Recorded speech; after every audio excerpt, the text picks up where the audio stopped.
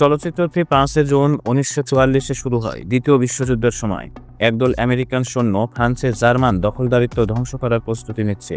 তাদের বর্তমান মিশন হলো একটি ছোট ফরাসি গ্রামের একটি গির্জার চূড়ায় অবস্থিত নাসি নিয়ন্ত্রিত রেডিও টাওয়ার ধ্বংস করা, যাতে ডি-ডেতে সমুদ্র সৈকতে অবতরণকারী স্থলবাহিনীকে আমেরিকান বিমান বাহিনী সহায়তা প্রদান করতে পারে। সৈন্যদের মধ্যে আমরা আমাদের নায়ক এড বয়েসের সাথে পরিচিত হই, যিনি একজন নবীন সৈন্য এবং মাত্র 3 মাস আগে সেনাবাহিনীতে যোগ দিয়েছে। তার খুব বেশি অভিজ্ঞতা নেই এবং তারা তাকে অন্যান্য সৈন্য প্রায়শই উপহাস করে, বলে যে তিনি এমনকি অস্ত্র ঠিকঠাক মতো ব্যবহার করতে পারে না। কিন্তু বয়েস তাদের কথা করেন না এবং মিশনে পুরোপুরি মনোনিবেশ করে থাকেন। শীঘ্রই তারা যখন লক্ষ্যের কাছাকাছি পৌঁছায় তখন তাদের বিমানটি জার্মানদের ভারী গোলাবর্ষণের মুখোমুখি হয়। বিমানটি কিছু আক্রমণ এড়িয়ে যায়, কিন্তু পথে আরও বিস্ফোরণ ঘটে, যার ফলে কয়েকজন সৈন্য মারা যায়। শীঘ্রই একটি লাল আলো জ্বলে ওঠে। এরপর সৈন্যরা প্যারাসুট ব্যবহার করে বিমান থেকে লাফ দেয়, কিন্তু তখনই বেশিরভাগ বিস্ফোরণে প্রাণ হারায়। বিশৃঙ্খলার মধ্যে বয়েস একটি নদীতে পড়ে প্রাণ বাঁচায় এবং শীঘ্রই তার সিনিয়র কর্পোরাল ফ্রেডের সাথে পুনরায় মিলিত হয়। তারা গ্রামের দিকে এগিয়ে যায় এবং 3 জন বেঁচে থাকা সৈন্য টিউবেট, সেজ ও ডনেসের সাথে দেখা হয়। সিনিয়র সদস্যরা ফোর্ড নেতৃত্ব নেন এবং তারা তাদের গন্তব্যের দিকে এগিয়ে যান, কিন্তু হঠাৎ করেই ডনস একটি ল্যান্ডমাইনের উপর পা রাখে এবং ট্র্যাজিকভাবে প্রাণ হারায়। সৈন্যরা এই ক্ষতিতে মর্মাহত হয়, কিন্তু তাদের মিশন চালিয়ে যেতে হবে। পরে যখন তারা জঙ্গলের মধ্যে গ্রামের দিকে যাচ্ছিল, তখন হঠাৎ করেই তারা এক তরুণী ফরাসি নারী ক্লোয়ের সাথে দেখা পায়। তিনি তাদের দেখে দৌড়ে পালান, কিন্তু ফোর্ড তাকে ধরতে আদেশ দেন। যেহেতু কেউ তাদের উপস্থিতি জানতে পারবে না, সৈন্যরা তাকে ধরে ফেলে। তখন তিনি নিজেকে রক্ষা করতে ছুরি বের করেন। ফোর্ড সহজে তাকে নিরস্ত্র করে আর ফরাসি ভাষায় কথা বলতে পারে বয়েস। তিনি তাকে নিশ্চিত করেন যে তারা তাকে কোনো ক্ষতি করতে চান না। তিনি জানান তারা শুধু গ্রামে যেতে তার নেতৃত্ব চায় এবং আশ্চর্যজনকভাবে ক্লোয়ে তাদের সাহায্য করতে রাজি হয়। তিনি তাদের নিজের বাড়িতে নিয়ে যান এবং জার্মানি যে তার 8 বছরের বয়সী ভাই এবং মামির সাথে থাকেন। বয়েস ক্লোয়ের সাথে বাইরে অপেক্ষা করেন। অন্য 3 জন ভিতরে গিয়ে তার কথা সত্য কিনা তা যাচাই করে, কিন্তু ক্লোয়ে ভয় পান যে তারা তার পরিবারকে ক্ষতি করবে। তাই তিনি তাদের পিছনে যান এবং ভুলক্রমে শব্দ করে ফেলেন, যা প্রতিবেশীদের সতর্ক করে দেয়। একজন বৃদ্ধা মহিলা দ্রুত নাৎসি সৈন্যদের জানায় যে ক্লোয়ে কারফিউ পরে বাইরে আছেন এবং তাতে শাস্তি দেওয়া উচিত। এই খবর শুনে কয়েকজন নাৎসি আসে এবং বয়েসের লুকিয়ে থাকা ছাড়া কোনো উপায় নেই। তিনি দেখেন যে জার্মানিরা ক্লোয়েসের গালাগালি করে হয়রানি শুরু করে, কিন্তু ভাগ্যক্রমে একজন সিনিয়র কর্মকর্তা ওয়ারফ্লায়ার আসেন, যিনি ক্লোয়েকে পছন্দ করেন। তিনি তার অধীনস্থদের তিরস্কার করেন এবং তাকে ছেড়ে দেন। জার্মানরা চলে যাওয়ার পর ক্লোয়ে ও বয়েস বাড়িতে ঢুকে অন্য সৈন্যদের সাথে মিলিত হয়। তারা একটি ঘর থেকে অদ্ভুত শব্দ শোনে, কিন্তু ক্লোয়ে বলেন যে তা শুধু তার অসুস্থ মনে। তারা তার কাছে ছোট ভাইয়ের সাথেও দেখা করেন। সে সৈন্যদের দেখে উত্তেজিত হয় এবং খেলতে যায়। ফ্লোর্ড তখন টিবেট ও সেজকে গির্জায় পাঠান যাচাই করতে যে তাদের দলের কোনো অন্য সদস্য বেঁচে আছে কিনা। এদিকে বয়েস মামির ঘর থেকে আসা ভয়ঙ্কর শব্দে অস্থির হয়ে ভোগেন। তিনি দরজার কাছে গিয়ে তাকে দেখতে চান। তার হৃদয় ভেঙে যায় যখন তিনি একজন সম্পূর্ণ বিকৃত, ভয়াবহ দেখতে নারীকে দেখেন। তিনি তখনই ক্লোয়ে আসেন এবং এটি ভয়াবহ কণ্ঠে জিজ্ঞেস করেন তার মামির কি হয়েছে। তিনি জবাব দেন যে জার্মানরা তাকে অপহরণ করে গির্জায় নিয়ে গেছে, যেখানে তারা কিছু পরীক্ষা নিরীক্ষা করছে। প্রকাশ পায় একজন জার্মান ডাক্তার বাড়ি থেকে এলোমেলো মানুষ অপহরণ করে নার্সিদের জন্য ভয়াবহ পরীক্ষা ছিল, যেখানে তিনি মাটি থেকে পাওয়া তার ব্যবহার করেন, যা তিনি বলেন বিশেষ শক্তি ধারণ করে। ক্লোয়ে তখন বয়েসের গুলির যত্ন নেন এবং ব্যাখ্যা করেন যে তিনি জার্মানদের ঘৃণা করেন কারণ তারা তার বাবা মাকেও হত্যা করেছে। অল্পক্ষণের মধ্যে নাৎসিরা ফিরে আসে এবং দরজায় আঘাত করে। তখন পল, বয়েস ও ফ্লোর্ড অ্যাটিকে লুকিয়ে পড়েন। ক্লোয়ে দরজা খুলে ওয়ার্টনারকে দেখেন। এবং অনিচ্ছা সত্ত্বেও তাকে ভিতরে ঢুকতে দেন। সংক্ষিপ্ত কথোপকথনের পর তিনি তার সাথে ঘনিষ্ঠ হওয়ার চেষ্টা করেন, কারণ আপাত দৃষ্টিতে তাদের একটি চুক্তি আছে যে তিনি তাকে সুরক্ষা দেবেন, বিনিময়ে ক্লোয়ে তার সাথে শুতে হবে। ক্লোয়ে অস্বীকার করলে বলেন আজ রাতে তিনি এটা করতে চান না, কিন্তু তিনি চাপ দিতে থাকেন, যা উপরে থেকে বয়েস ও ফ্লোর লক্ষ্য করেন। যখন তিনি আরও বেশি বাধা দেন, ওয়াটসন হুমকি দেন যে তিনি তার ভাইকে গির্জায় নিয়ে যাবেন, ঠিক যেমন তার মামিকে নিয়ে গিয়েছিল। দুঃখিত নারী অনিচ্ছা সত্ত্বেও তার সাথে শোয়ার জন্য রাজি হন। এরপর ওয়াটফ্লোর জোর করে তার সাথে ঘনিষ্ঠ হওয়ার চেষ্টা করে। উপরে বয়েস এসব দেখে ক্ষিপ্ত হয়ে যান এবং হস্তক্ষেপ করতে চান, কিন্তু ফ্লোর তাকে থামান এটা বলে শুধু তাদের আর ঝামেলায় ফেলবে আর মিশন বিপন্ন করবে। তবুও বয়েস নিষ্ক্রিয় থাকতে অস্বীকার করেন এবং নিচে নেমে ওয়াটফ্লোরের মাথায় বন্দুক তাক করেন। ফ্লোর তার সাহায্যে ছুটে আসে এবং ওয়াটফ্লোরকে নির্মমভাবে পিটিয়ে ফেলে। তারা তাকে বেঁধে ফেলে এবং এটিকে রেখে দেন, যেখানে ফ্লোর তথ্যের জন্য তাকে নির্যাতন করার সিদ্ধান্ত নেন। পরে ফ্লোর বয়েসকে গির্জায় এলাকা পর্যবেক্ষণে পাঠান, যা বয়েস মেনে নেন এবং চলে যান। বয়েস শীঘ্রই গির্জার প্রবেশ পথে পৌঁছান, যেখানে তিনি অবাক হয়ে দেখেন জার্মানরা বিকৃত গ্রামবাসীকে স্লেমোথেয়ার দিয়ে জীবন্ত পুড়িয়ে মারছে। এটা তাদের ভয়াবহভাবে আঘাত করে এবং হঠাৎ করে একটি জার্মান শেপার্ড কুকুর হঠাৎ তাকে আবির্ভূত হতে দেখে আক্রমণ করে। এটা নার্সিদের সতর্ক করে দেয় এবং বয়েস সাহায্যহীন ও কোণঠাসা অবস্থায় পড়ে যান। ভাগ্যক্রমে তিনি একটি চলমান ট্রাক দেখতে পান এবং তাতে লাফ দেন, কিন্তু তার প্রাণ প্রায় বেরিয়ে যায় যখন তিনি দেখেন ট্রাকটি মৃতদেহে ভরা। পরে ট্রাকটি গির্জার ভেতরে যায় এবং বয়েসও গোপনে ভিতরে ঢুকে পড়েন।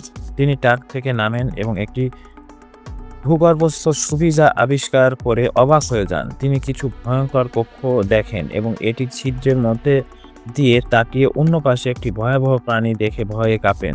অবাক হয়ে তিনি হাঁটতে থাকেন এবং একটি পাপড়ি পরীক্ষাগারে পৌঁছান, যেখানে তিনি একটি বড় স্টার পিট দেখেন, যার উপর কয়েকজন মানুষ ব্যাগে আটকে আছে। তিনি তখন একটি ঘরে পৌঁছান, যেখানে একটি লাল পদার্থ সহ একটি সিরিঞ্জ পান এবং তা নিজের কাছে রাখেন। কিছুক্ষণ পর বয়েস দূর থেকে একজন নারীকে সাহায্যের জন্য কাঁদতে শোনেন, কিন্তু যখন তিনি তার কাছে ছুটে যান তখন ভয়ে অবাক হয়ে যান যে তিনি এখনও জীবিত, যদিও তার শুধু মাথা বাকি আছে। তিনি তখন তার সহকর্মী আমেরিকান সৈন্য রোজেনফ্রেন্ডের সাথে দেখা পান। তিনি একটি টেবিলে বাধা পড়ে আছেন, কিন্তু এখনও পরীক্ষার শিকার হননি। বয়েস তার সাহায্যে ছুটে যান, কিন্তু হঠাৎ করে ডাক্তার সিল্ক আসেন, যার কারণে তাকে লুকিয়ে পড়তে হয়। তিনি ভয়ে দেখেন যে ডাক্তার একটি মৃতদেহে লাল সিরিঞ্জ ইনজেকশন দিয়ে মানুষটিকে জীবনে ফিরিয়ে আনেন। পুনর্জীবিত মানুষটিকে তখন কোনো এক ধরনের মর্গে বন্ধ করে রাখা হয়। ডাক্তার চলে যাওয়ার পর বয়েস তার সহকর্মীকে সাহায্য করতে ছুটে যান, যিনি একটি অদ্ভুত যন্ত্রের সাথে যুক্ত। বয়েস সমস্ত শক্তি ব্যবহার করেন এবং প্রচণ্ড চেষ্টার পর অবশেষে যন্ত্রটি খুলতে সক্ষম হন, যা রোজেনফ্রেন্ডকে যথেষ্ট যন্ত্রণা দেয়। এখন তারা দুজন পালানোর সিদ্ধান্ত নেন, কিন্তু তারা জানে না কোথায় যাবেন। ভাগ্যক্রমে তারা একটি নর্দমা দেখতে পান এবং সময় নষ্ট না করে তা খুলে স্থানটি থেকে পালান। দৃশ্যটি তখন ক্লোয়ের বাড়িতে, যেখানে টিউব ও চেঞ্জ একলা পর্যবেক্ষণ করে ফিরে এসেছেন। রোড তাদের বয়সের সম্পর্কে জিজ্ঞেস করেন, কিন্তু তাদের কোনো ধারণাই নেই এবং তারা ধরে নেয় যে তিনি জার্মানদের দ্বারা আটক হয়েছেন। কিন্তু কিছুক্ষণ পর বয়েস অবশেষে রোজেনফেল্ডকে নিয়ে ফিরে আসেন এবং উত্তেজিতভাবে দলটিকে গির্জায় যা কিছু দেখেছেন তা বলেন, কিন্তু কেউ বুঝতে পারে না তিনি কি বলছেন। এবং ফোর্ড ক্ষুব্ধ হয়ে যে তিনি এমনকি রেডিও টাওয়ারটিও পর্যবেক্ষণ করেননি। তার দাবি যাচাই করতে বয়েস ল্যাবে পাওয়া লাল পদার্থ সহ সিরিঞ্জটি দেখা। এটি ফ্রেন্ডকে আগ্রহী করে এবং তিনি ওয়াটারফ্রন্টকে জিজ্ঞাসাবাদ শুরু করেন যে পদার্থটি কী এবং তারা কি পরীক্ষা চালাচ্ছে, কিন্তু জার্মান স্পষ্টতই কোনো তথ্য প্রকাশ করতে অস্বীকার করেন এবং শুধু বলেন যে শহরের মানুষের শরীর এখন একটি বড় কিছু তৈরি করতে ব্যবহৃত হবে। এটা ফ্লোয়েনকে ক্ষুব্ধ করে, যিনি প্রতিশোধ নিতে তাকে ছুরি দিয়ে আঘাত করেন। তিনি আরও ক্ষতি করতে চান, কিন্তু সৈন্যরা তাকে শান্ত করেন এবং নিচে পাঠান। পরে ফ্লোড ওয়াটারফ্রন্টকে ঝুলিয়ে রেখে নির্যাতন করেন, কিন্তু তা বৃথা। বয়েস অতিরিক্ত সহিংসতা সহ করতে পারেন না এবং ফ্লোনকে থামাতে চান, কিন্তু মুখে মুশকি খান। তারা দুজনে তীব্র বিবাদে জড়ায় এবং বয়েস জোর দিয়ে বলেন যে তিনি কাউকে হত্যা করতে চান না, যেখানে ফ্রড শীতলভাবে তাকে মনে করিয়ে দেন যে সৈন্য হিসেবে তাদের কঠিন সিদ্ধান্ত নিতে হবে। অবিরাম প্রহারের পর ওয়ার্নফ্রন্ট অবশেষে কিছু তথ্য দেন যে টাওয়ারে 40 জন লোক মোতায়েন আছেন। এই তথ্য পেয়ে ফ্রড তার দলকে জড়ো করেন এবং যুদ্ধের জন্য প্রস্তুতি নেন। তিনি সেসকে ওয়ার্নফ্রন্টকে পরিবহনের জন্য প্রস্তুত করতে আদেশ দেন, কারণ তারা তাকে আক্রমণ শুরু করার সময় বিভ্রান্তি সৃষ্টির জন্য ব্যবহার করবেন। চেন্স মেনে নেন এবং অ্যান্টিককে যান, যেখানে তিনি ওয়ার্নফ্রন্টকে অজ্ঞান অবস্থায় পান। তিনি তাকে ধাক্কা দেন এবং বারবার ডাকেন, কিন্তু কোনো সাড়া পান না। তিনি মনে করেন জার্মান মারা গেছেন এবং সতর্কতা ছেড়ে দেন। তখন ওয়ার্নফ্রন্ট সুযোগ নিয়ে হঠাৎ তাকে ধাক্কা দিয়ে একাধিক গুলি ছুড়ে দেন। গুলির শব্দ শুনে অন্যরা অ্যান্টিকে ছুটে আসে এবং ওয়ার্নফ্রন্টকে বেঁধে ফেলে, কিন্তু তখন ইতিমধ্যে দেরি হয়ে গেছে, কারণ চেন্স গুরুতর আহত হয়ে শীঘ্রই তার আঘাতে মারা যান।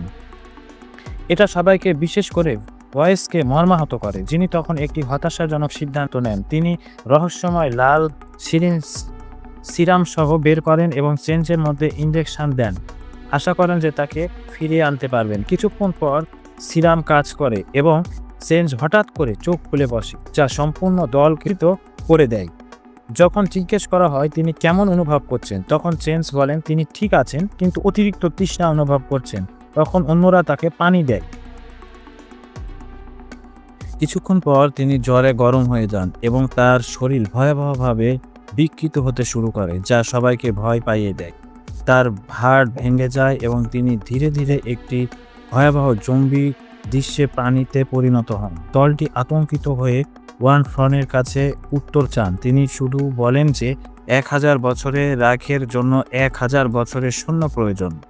আশ্চর্যজনক মোড় নেয় যখন প্রকাশ পায় যে সিরামটি মৃতদেহের ভয়াবহ সুপার সৈন্য পুনর্জীবিত করে, যা নাজিরা যুদ্ধে বিজয় নিশ্চিত করতে ব্যবহার করতে চায়।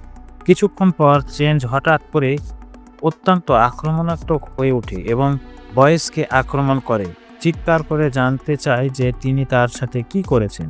অন্যরা তাকে থামানোর চেষ্টা করে, কিন্তু তিনি তাদেরও আক্রমণ করেন, যার ফলে ফ্রডকে তাকে একাধিকবার গুলি করতে হয়, কিন্তু গুলি চেঞ্জকে কোনো ক্ষতি করে না এবং তিনি আরও বেশি সহিংস হয়ে ওঠে। শেষ পর্যন্ত বয়েস তাকে মাটিতে ফেলে রাইফেল দিয়ে বারবার আঘাত করেন, যতক্ষণ না জম্বিটি অবশেষে নিহত হয়। দুর্ভাগ্যবশত এই সময় বিশৃঙ্খলা ওয়ার্নফ্রন্টকে পালানোর সুযোগ দেয় এবং পথে তিনি পলকে হোস্টেস হিসেবে নেন। অন্যরা যখন বুঝতে পারে তখন ইতিমধ্যেই দেরি হয়ে গেছে, কারণ ওয়ার্নফ্রন্ট বাইরে চলে গেছে এবং নাৎসিদের সতর্ক করে দিয়েছে। আমেরিকান সৈন্যরা শীঘ্রই আসে এবং দুই পক্ষের মধ্যে তীব্র গুলিযুদ্ধ শুরু হয়। অনেক জার্মান মারা যায় এবং ওয়ার্নফ্রন্ট গুরুতর আহত, তার মুখের অর্ধেক ধ্বংস হয়ে যায়। তবুও বেঁচে থাকা নাৎসি সৈন্যদের সাহায্যে তিনি পলকে নিয়ে পালাতে সক্ষম হন। এটা দেখে ক্লোয়ে আতঙ্কিত হয়ে পড়ে এবং সৈন্যদের তার ভাইকে সাহায্য করতে অনুরোধ করেন, কিন্তু ফ্রড জোর দিয়ে বলেন যে তাদের অবশ্যই অবিলম্বে টাওয়ার ধ্বংস করতে হবে, কারণ জার্মানরা এখন তাদের পরিকল্পনা জানে।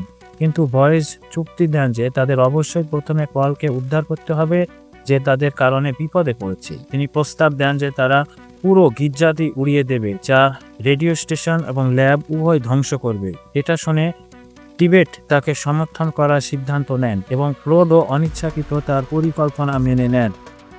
অন্যদিকে ভলফার অসহ্য যন্ত্রণা ল্যাবে পৌঁছান এবং লাল পদার্থ সহ সিরামটি খুঁজে নিজেকে ইনজেকশন দেওয়ার জন্য হতাশভাবে খুঁজতেই থাকেন। ডক্টর শিল তাকে সতর্ক করেন যে সিরামটি কখনোই জীবিত মানুষের উপর পরীক্ষা করা হয়নি এবং অত্যন্ত বিপজ্জনক, কিন্তু ওয়ার্নফ্রন্ট তার যন্ত্রণা ও ক্রোধে পীড়িত তাকে উপেক্ষা করেন এবং শেষ পর্যন্ত সিরাম ইনজেকশন দেন।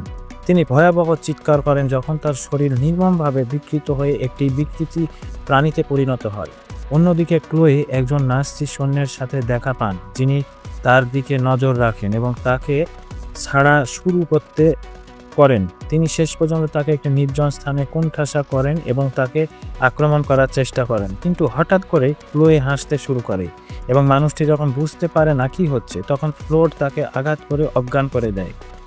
অল্পক্ষণ পর একই মানুষটি তার গাড়িতে মুখে ডার্ক টেপ লাগানো অবস্থায় গির্জায় আসেন নার্সিরা ভয়ে কি হচ্ছে এবং যদিও মানুষটি কিছু বলার চেষ্টা করেন, তিনি সফল হন না। জার্মানরা তখন তার মুখ থেকে টেপ খুলে দেয়, কিন্তু এটা একটি বিশাল ভুল প্রমাণিত হয়, কারণ তার মুখে একটি গ্রেনেড এবং কাছাকাছি বেশ কয়েকটি বিস্ফোরক আটকানো আছে। যন্ত্রটি অবিলম্বে বিস্ফোরিত হয়, যার ফলে বেশ কয়েকজন জার্মান মারা যায়। আরও নার্সি চেকপোস্ট সুরক্ষিত করতে আসে, কিন্তু রোজেনফ্রেন্ড ও টিউবি তীব্র আক্রমণ চালিয়ে তাদের হত্যা করে। এদিকে ক্লোয়ে, ফ্রোড ও বয়েস বিভ্রান্তির সুযোগে নিয়ে নর্দমার মধ্য দিয়ে গোপনে ঢুকে পড়ে। একবার তারা সফলভাবে ভিতরে ঢুকলে ক্লোয়ে তার ভাইকে খুঁজতে পুরুষদের থেকে আলাদা হন। তিনি একজন নার্সি সৈন্যকে বন্দুক তাক করে তাকে পলের কাছে নিয়ে যেতে বলেন। ভীত মানুষটি মেনে নেয় এবং তাকে একটি ঘরে নিয়ে যায়, কিন্তু প্রকাশ পায় যে এটি জম্বিদের ঘর, যা তাকে ভয়াবহভাবে আঘাত করে। সৈন্যটি তাকে গুলি করার উপক্রম করে, কিন্তু ভাগ্যক্রমে বয়েস ঠিক সময় মতো এসে তাকে হত্যা করে। পরে ক্লোয়ে ও বয়েস অবশেষে ল্যাবে একটি বিছানা বাঁধা পড়ে থাকা পলকে খুঁজে পান এবং উদ্ধার করেন। বয়েস তাদের বলেন যে তারা দৌড়ে পালাক, কারণ তারা এখন কিছু অসম্পূর্ণ কাজ করবে। রাজি হয় এবং নর্দমার মধ্যে দিয়ে পালানোর চেষ্টা করে, কিন্তু শীঘ্রই তারা একটি ভয়াবহ জম্বির মুখোমুখি হয়। ক্লোয়ে যখন তার ভাইকে দৌড়ে পালাতে বলেন, তিনি প্রাণীটির সাথে লড়াই করতে পিছনে থাকেন। তিনি জম্বিকে 3 বার গুলি করেন, কিন্তু তার মনে তো তা মরে না এবং তার উপর ঝাঁপিয়ে পড়ে। আতঙ্কিত নারী সেখান থেকে দৌড়ে পালান এবং অলৌকিকভাবে একটি প্লেমোথেয়ার আবিষ্কার করেন, যা ব্যবহার করে অবশেষে প্রাণীটিকে ধ্বংস করেন। ক্লোয়ে শীঘ্র বয়েস ও রোজার ফ্রেন্ডের সাথে মিলিত হন, যারা পলকে উদ্ধার করেছে এবং নার্সি সৈন্যদের সাথে লড়াই করছে। এদিকে ফ্লোড রেডিও টাওয়ারে পৌঁছান, যেখানে তিনি অবশেষে বোমা ও টাইমার স্থাপন করেছেন, কিন্তু যখন তিনি ঘুরে দাঁড়ান তখন অবাক হয়ে ওয়াটারফলকে মুখোমুখি হন, যিনি এখন একটি ভয়াবহ প্রাণীতে পরিণত হয়েছে। নার্সি একটি অতি শক্তিশালী রাক্ষসে পরিণত হয়েছে, যিনি বোমা ধ্বংস করেন এবং ফ্লোডকে নির্মমভাবে মারেন। এদিকে বয়েস ডক্টর শিলগের মুখোমুখি হন, যিনি তাকে মাথায় গুলি করার চেষ্টা করেন। বয়েস গুলি এড়িয়ে যান, এরপর তারা তীব্র লড়াইয়ে জড়ায়। শেষ পর্যন্ত বয়েস উপস্থিত হস্ত পান এবং ডাক্তারকে তার নিজের স্ক্যালপেল দিয়ে হত্যা করেন। অন্যদিকে ফ্লোডকে ল্যাবে নিয়ে যান, যেখানে তিনি তাকে একটি হুকে ঝুলিয়ে রেখে পূর্বের ঘটনার প্রতিশোধ নিতে শুরু করেন। কিছুক্ষণ পর বয়েস ঘরে ঢুকে ভয়াবহ ওয়াটারফ্রন্টকে একাধিকবার গুলি করেন, কিন্তু তার কোনো কার্যকারিতা নেই। তারা লড়াইয়ে জড়ায়, যার মধ্যে ফ্লোড নিজেকে মুক্ত করেন এবং সিরাম ইনজেকশন দিয়ে নিজেকে একজন সুপার সৈনিকে পরিণত করেন। যখন ওয়াটারফ্রন্ট বয়েসকে শেষ করতে যাচ্ছিলেন, তখন ফ্লোড হস্তক্ষেপ করেন এবং তারা তীব্র লড়াইয়ে জড়ায়।